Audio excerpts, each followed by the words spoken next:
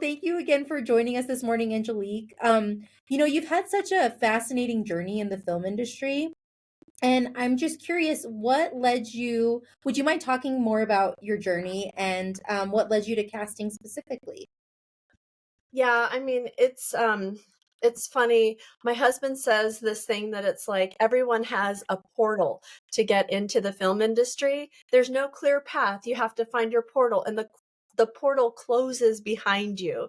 So, and this has been true for, all of our stories, but for me, I wasn't even planning on working in the film industry. I was kind of when it happened for me, I was kind of in my gap year from college and not sure what I was going to do after. And this was back in the 90s, okay? And I was looking in the newspaper, I don't know, just browsing the newspaper, reading the news, whatever. And there's a like a wanted section where it was like jobs, and garage sales and whatever. And I saw a casting call.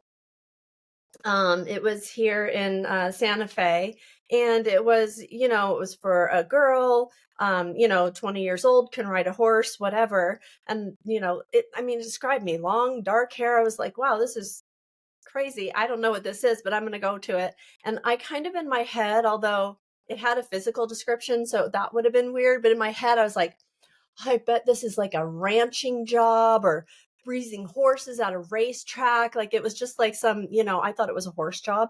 But I got to it and it was a casting call. I got there, they gave me sides and they were like, memorize this scene and go in the other room and perform it. And I was like, oh, this is not what I signed up for, but okay, sure, I'm here now.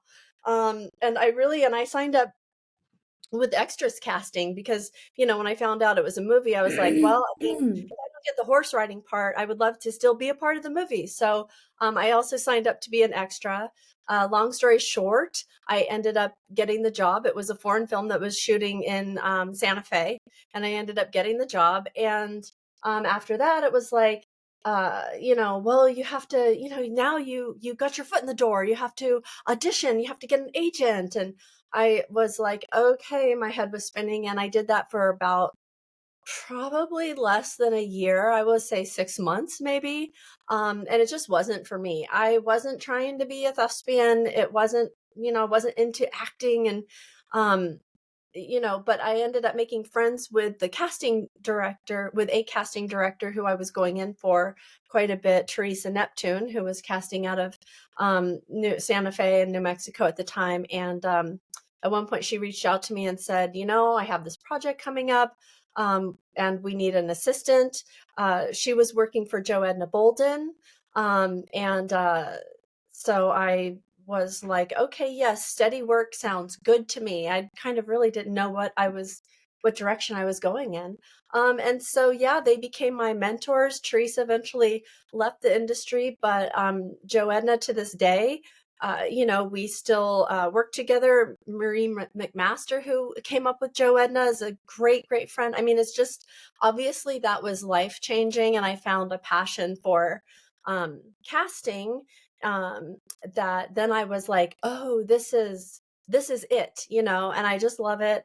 And I think my experience in the beginning with the auditioning and all of that really gives me a unique perspective on the casting process because I just like I feel for the actors, it's a crazy process. You don't have a lot of time to prepare, and the preparation is kind of almost the most important part. So, I just like from day one, from the time we break down a script, make the sides, choose who is going to come in, I'm just always thinking like, kind of what is the actor's process here? And I don't want to waste anyone's time. I want to give everyone an advantage to put their best foot forward. I feel like that all comes from kind of that's where I got rooted in the process. No, and you know what? We've gotten some great feedback. We've actually interviewed Desba before, and she's always talked about, kind of how you really helped nurture her in bringing her into the industry and what was expected and what to do. Because we do get that story of, I just kind of stumbled across the industry and I found that it's my passion and it's what I want to do. And, the universe is found a way of bringing people into the industry in a funny way, and it's just beautiful to hear those stories. Yeah. Yeah, Despa, I don't know that she had done anything before I saw her, but she appeared at an open casting call that I was doing for Hostiles, and, that was the first time I remember auditioning her, and, um, and then yes, like, so basically, that was, like, kind of a launching pad for her, and, she was just a natural talent. There's definitely a spark when people walk into the room, and you can feel it, like, people who have kind of a genuine connection to their emotions and can bring that, to the surface when it's needed for acting purposes. So she was definitely one of those who, right away was like, wow, she's got something. Yeah, definitely, and she's just continuing to shine into writing and acting and all kinds of other things. She's a multi-hyphenate now at this point. Yeah, she's incredible. Yeah. Well, great. Well, you've cast a wide range of projects. And what are some of the unique aspects of casting to tell diverse stories and really feature underrepresented communities? You've done, Reservation Dogs, you've done Res Ball. So working on projects like that. Yeah, I mean, I find that when I get to work on projects like that, I mean, like you said, I kind of do everything as far as like um, local casting, especially. I do television, I do features. I'm working out of LA sometimes, and doing all of it. But you know, what I say is that when I get to work on projects like Resball, like Reservation Dogs, it's really where my career is my calling. So it's not just a paycheck for me. It's really, like you said, just making discoveries in underrepresented communities, particularly in the indigenous community.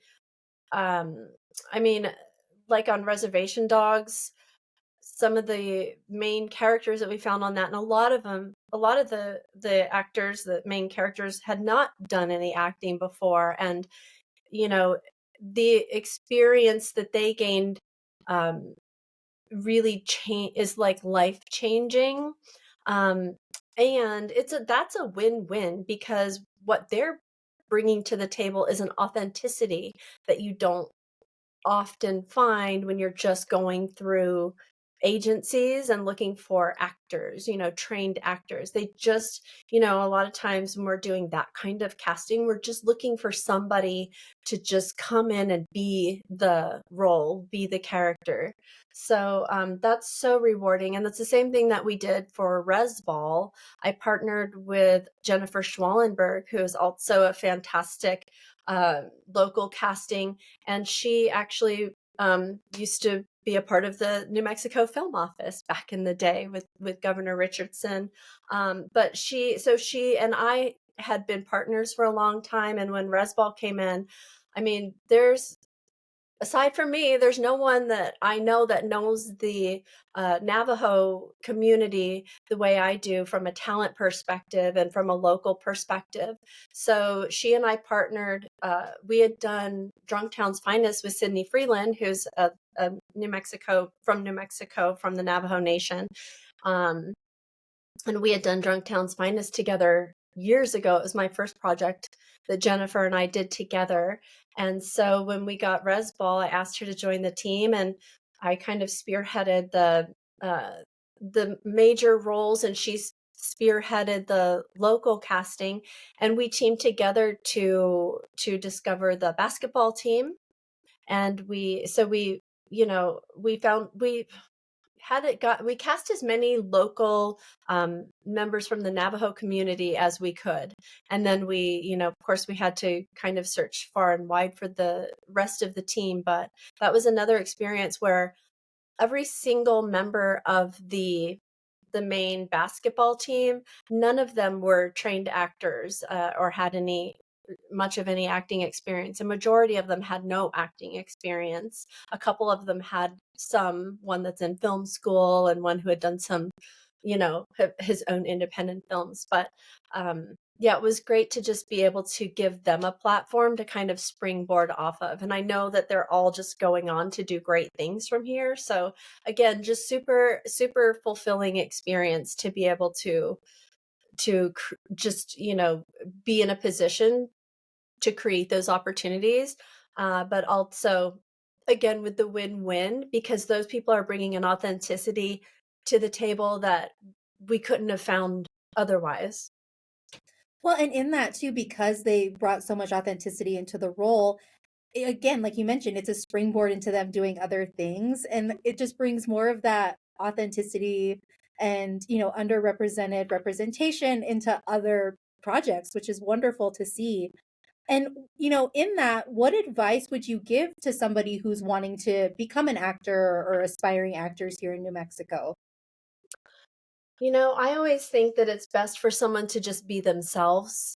Um, y- we're not looking for people to do any acting per se. It's really about, they say never let them see you acting, because what we're really looking for, what I'm looking for, I can only speak for myself. Every casting director is different, but what I'm looking for is somebody who is just bringing uh, their genuine self, genuine emotion to the role, someone who can put themselves in that moment and feel what the character is feeling, and that is what translates to the screen in a way that you kind of can't reproduce, I feel like, otherwise. No, that makes perfect sense. And congratulations.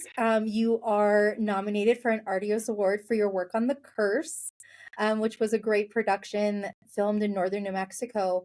What was the casting process like for that series? That was, intense. That was different than anything that I had done before to this scale. It was funny when the producer initially called me the first time and said, we have for this entire television series, we have maybe half a dozen actors that we're bringing in, that we're looking at bringing, casting established actors, but really we want to cast the majority of the entire show in New Mexico. And I was like, "Why? Is this, like, what is this a budget issue or what where are we coming from with this?" And, he was like, "No, it's an authenticity issue." And then when I found out who the filmmakers were, Benny Safdie, Nathan Fielder, I was like, "Okay, I definitely get where they're coming from." And I got to partner with, Jennifer Vendetti, who is a well known for her casting, specifically street casting. She's worked with the Safdie brothers quite a bit. She did some of the amazing street casting on Euphoria. I mean, she's kind of just like a legend as far as like in the casting world as far as her street casting goes. And so to partner with her was amazing.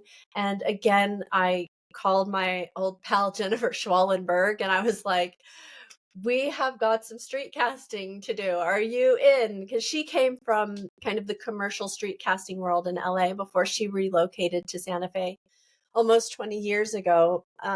So she was like, I'm in. And Victoria Cadwallader, who's my partner now, she was also partnered with us and she kind of spearheaded a lot of the local casting efforts through the agencies, and we just built this team and covered all the bases as far as casting goes, all over New Mexico. And it was an incredible process, and we ended up probably going about 50-50, maybe, yeah, maybe 60-40, 50-50 with actors and non-actors, or like, people who were not at all interested in acting. And so, yeah, poor Jen Schwallenberg was out there, hitting the streets of Espanola. She's in Santa Fe at the Walmart looking, excuse me, have you ever thought about being in television? And, just, it's definitely a special skill to be able to reach out to people who have no idea what you're doing and don't trust you, to build a rapport with them and to explain to them what the film industry is in New Mexico and what we're doing. And again, with, just creating opportunities for people who would otherwise not have opportunities. And Jen and I have done that many times over the years. We partnered together on Shot Collar and where we had to go out to kind of some of the like the prisons and we're casting people who were like former inmates, and we're casting real prison guards, and just to make that movie feel authentic. And again, these are people who wouldn't have these opportunities, but we found such great interesting people that they stuck with it, joined SAG, got agents, and now they're going to see all of the casting directors and they're getting into movies. And just another win-win, because when productions come to New Mexico and they say that they want real authenticity, and I work with A24 quite a bit, and they always want stuff that's grounded and gritty. And we're like, you know what? We have a great talent pool of that, because we've been doing this in New Mexico for about, well, over 15 years, almost 20 years now, that we've been going out into the communities, whether we're casting for, cowboys, rodeo people, like I said, the, you know, gangs or whatever it is. We're like finding people that are interesting and, want to be, kind of just working a legitimate jobs in the industry, and are, building their lives so that they can do that kind of thing. And it brings an authenticity to the films that producers and directors are like, we had no idea that this existed out there. So it's it's been very rewarding on so many levels. That's amazing. And I think that's one of my favorite things is when, producers or filmmakers or folks are coming back and they're like, I had no idea that this existed in New Mexico. I think that's one of my favorite things. And it's like, we've just got so much variety. We talk a lot about the locations, but also with people and diversity. And there's so many stories that can be told out of New Mexico. It's just, I think I find so much joy when people finally realize how many opportunities we have here. Yeah, I mean, it really is. And for every film, I feel like it's always different. And every time it's like we're starting over with something new. We did Love Lies Bleeding. It was like, okay, we need female bodybuilders. We're like, well, let's get out there and find them.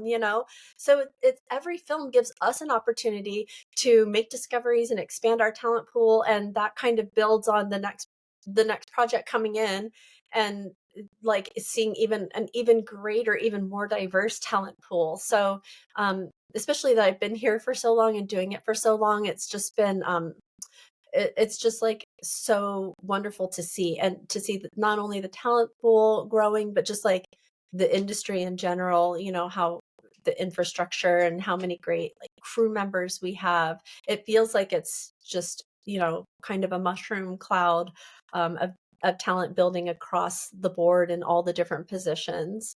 So love it. Absolutely. And I think that's one of the advantages that we have to these other states who are trying to incorporate film into their locations and, trying to initiate incentives and really try to bring the industry to their locations. One of the things that we always tell them is we've been doing this for a very long time. We have an established crew base, we have an established, casting network. Everything can be found here. We Mhm. already have it and you don't have to outsource it, which, much to your point, is just continuing to grow and flourish. And you've worked on such a wide range of projects too. You also casted for American Prime Evil, which just premiered on Netflix. What was that like as well? Because, that's going from something, again, like The Curse to bodybuilders, and now, it's a Netflix historical drama. Yes, I mean, it just goes to what we were speaking about how diverse the New Mexico talent pool is. So that was another one that I partnered with Victoria Cadwallader and to do the local casting. And, you know, if you've seen, I just watched the first episode last night. I can't wait to keep watching it. But, so if you've seen it, it is gritty, gritty, gritty, authentic. Like not one person, even even the most recognizable actors that are on the show are unrecognizable. They're just everything feels so real. And that was something that we knew coming in. Peter Berg was like, I don't want anybody to look like an actor. They have to be able to act, but I don't want him to look, I want it to feel real. This has to feel real or it doesn't work. So, Victoria and I we kind of did our thing. And it actually, to be honest, um, that wasn't even one that we had to do as much like real people or non-actor scouting for, because we already had this established talent pool of people that are not that kind of polished Hollywood actory feeling, because New Mexico has had so many westerns, and we've done casting for so many cowboys and rodeo shows and things like that. So, and we're always, that's like a big part of my brand, is just that realistic feeling. So we had quite a database of people to go to for that, as well as the talent pool coming from the agents. So that was another intense process, but again, also really rewarding to get those people out there. And I did the Indigenous casting for that as well. And that was also, um, it was very interesting, because everybody in that are, all the different characters are so different and unique to themselves, and everyone's going through their own individual struggles, and they really had to have some grit and something visceral going on with them to for them to be kind of fit into that world. So it was really a deep dive into the Indigenous talent pool, and very exciting. Shawnee Poirier was cast and as a series regular lead role right here from Albuquerque, and I've been seeing her for years. And she turned legal age to work during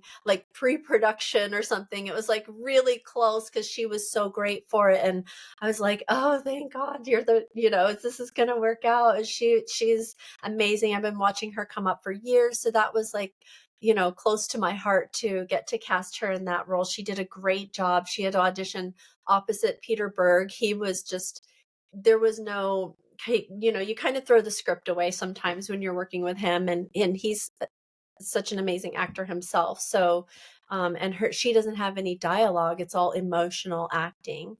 So the audition process for that role was particularly exciting. Pete literally just took the camera in the room, takes the camera, starts acting with her opposite her, and it's just raw emotion. So that was like the standout one for me. But everybody that we cast on that was incredible, and an incredible process, and just that was a rough show. I mean, it was cold, it was high elevation, it was winter, it was outdoors, huge sets, working with Peter Berg, who's like the best of the best. So then you have to be your best. It was an incredible process.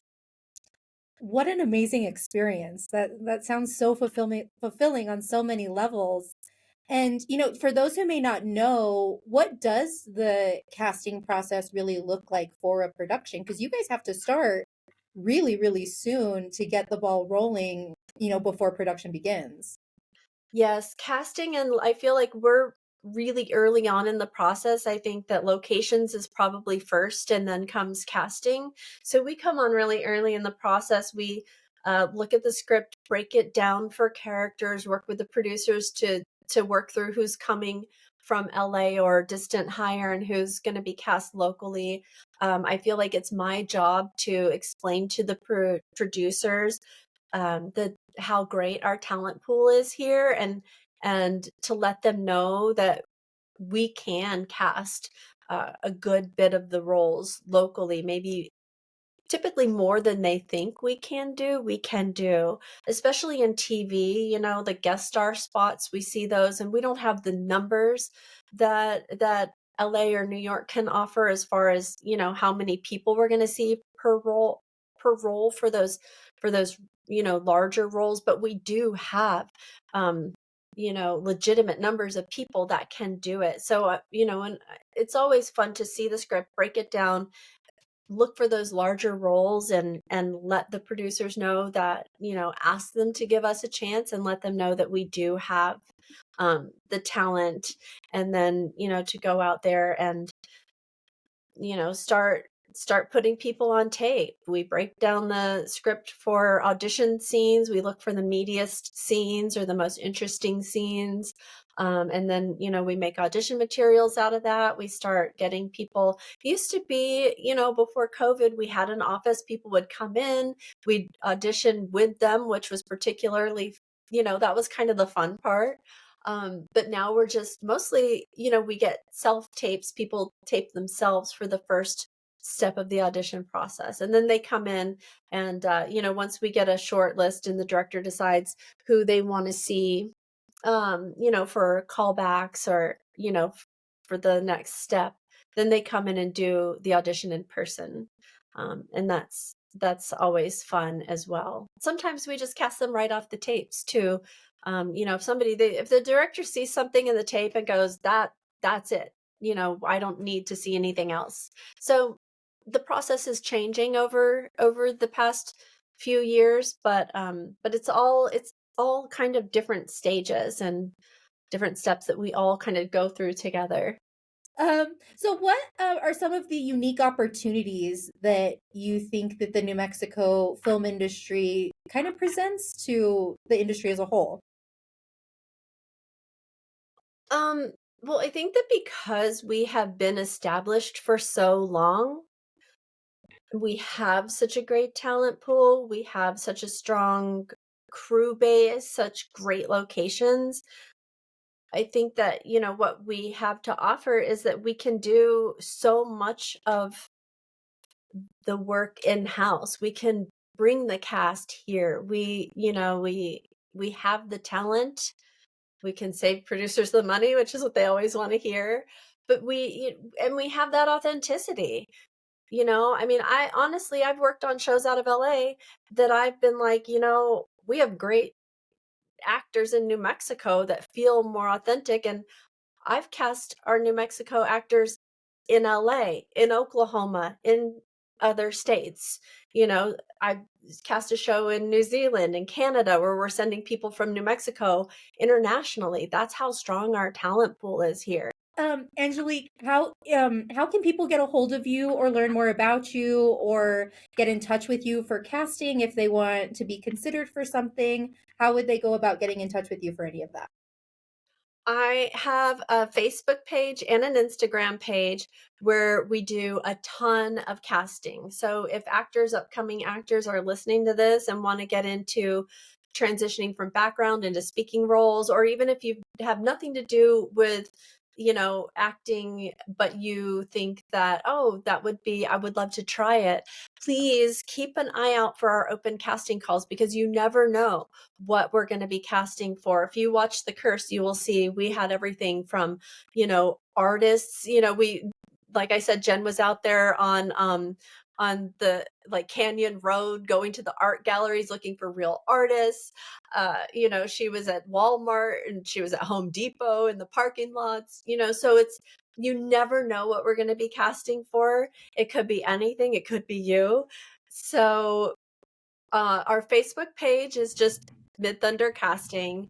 Instagram, we have Midthunder Casting. That's kind of my personal, more fun page. But for casting calls, that Facebook page or the Instagram page called Midthunder Casting Calls.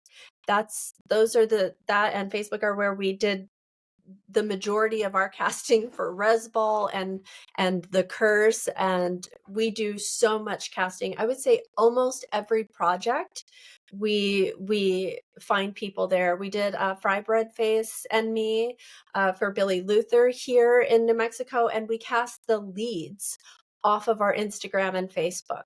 So that's where you can get your foot in the door. Perfect. And then when we, excuse me, and then when we see those pop up on our social feeds, we're sharing those to our stories as well to try to get the word out as best we can, get them cast, get our locals casted in all these productions. And again, Angelique, just thank you for everything that you do. we love working with you, as many do, and just really appreciate your time. Is there anything else you'd want to add or say? Um, I will say this to the actors that are listening to this or watching this. One thing that I just always wish and hope that the actors know is that casting directors are on their side and want them to do well and want them to succeed. I've heard like, I mean, I know that it's such a struggle for actors, and I've heard actors say things that like kind of leads a person to believe that they feel that the casting director is like a gatekeeper of some sorts, or is, their way to get, in the door or not. But this is not what it's about. And there's not like, I feel like actors talk about rejection so much. And from my perspective, I don't ever feel like I'm rejecting anyone. I tell you, it's for me, it's all acceptance. From the time that I receive submissions, agents will submit headshots or people will submit through email on social media, and I'm picking like, oh, I want this one, I want this one, I want to see this person, and it's all,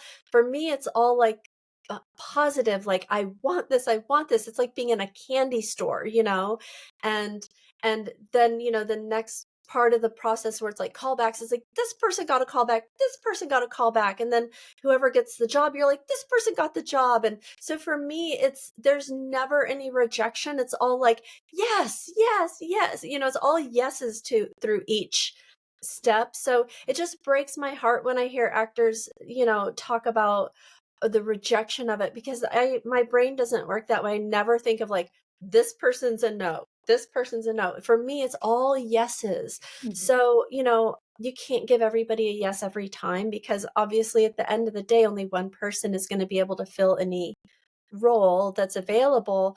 But at least the opportunity is out there for you to audition, and, for you to submit, and for you to get in front of the director. And so even if you don't get this particular role that you went out for, I'm going to remember you if you did a good job, and I'm going to bring you in next time, and that ups your odds of getting it next time or down the line. And sometimes I'll see actors so many times before they book a role because they just weren't right for whatever reason.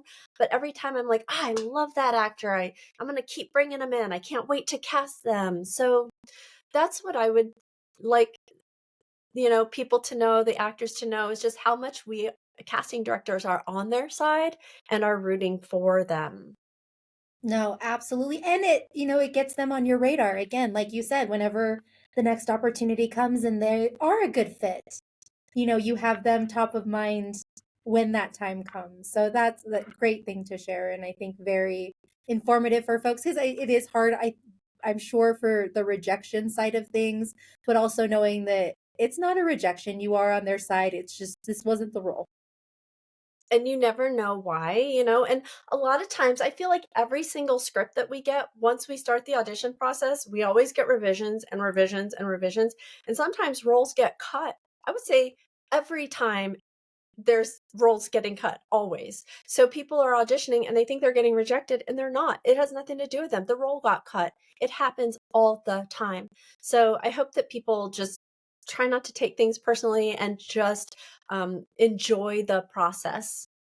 Unfortunately, it is part of the industry, but you are on their side. And when the opportunity does come for that role for them, you are an advocate. Exactly.